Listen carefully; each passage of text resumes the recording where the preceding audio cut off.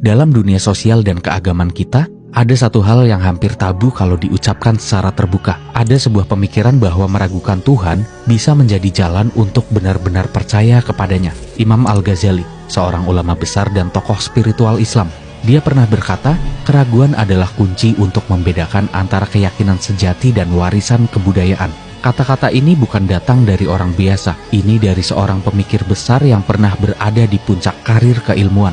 Dia melepas segalanya karena didera keraguan eksistensial yang sangat dalam. Dia meragukan logikanya, ilmunya, bahkan fondasi keimanannya sendiri. Tapi dari keraguan itulah dia bisa menemukan cahaya yang jauh lebih otentik. Nah, kalau keraguan itu penting untuk menemukan iman, terus kenapa sekarang para ustadz-ustadz atau guru-guru nggak ngucapin kebenaran itu dan nggak ngajak kita semua buat sama-sama meragukan Tuhan agar kita bisa menemukan kepercayaan yang sejati? Kita hidup dalam lingkungan yang membentuk iman lewat warisan, bukan lewat pencarian.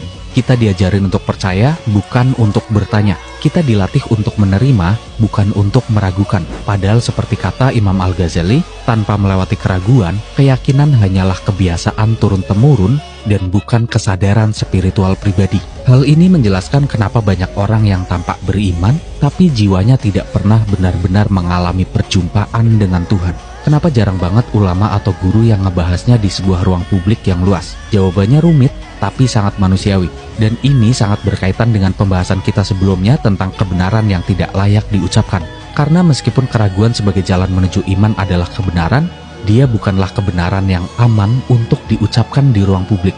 Bagi mereka yang belum mengakar, jika diberi pertanyaan tanpa fondasi, bisa tersesat bukan karena filsafatnya salah, tapi karena dirinya belum siap menanggung ketelanjangan makna. Iman itu udah kayak pohon, butuh akar sebelum diuji oleh badai filsafat. Akar adalah imannya, dan badai atau angin adalah keraguannya. Semakin tinggi tentu akan semakin diuji. Itulah sebabnya para guru-guru sejati memilih menuntun dengan sabar. Gak mungkin mereka nggak paham, tapi pilihannya adalah jalan kesabaran. Mereka nggak langsung nyuruh muridnya meragukan Tuhan, tapi mengajak mengenal Tuhan lebih dalam agar saat nanti badai datang dan keraguan menghantam, murid-murid sudah punya akar yang mampu menahan jiwa tetap tegak. Sebab keraguan itu bukan musuh iman, melainkan angin yang menguji seberapa dalam akarnya. Dan hanya mereka yang mengakar yang bisa bertahan untuk tumbuh lebih tinggi. Itulah beberapa hal yang bisa jadi benar, tapi salah jika diucapkan. Kalau kamu nekat ngomongin itu, walaupun kamu yakin itu adalah kebenaran, kamu bisa jadi salah. Di ruang atau lingkungan yang belum siap, kamu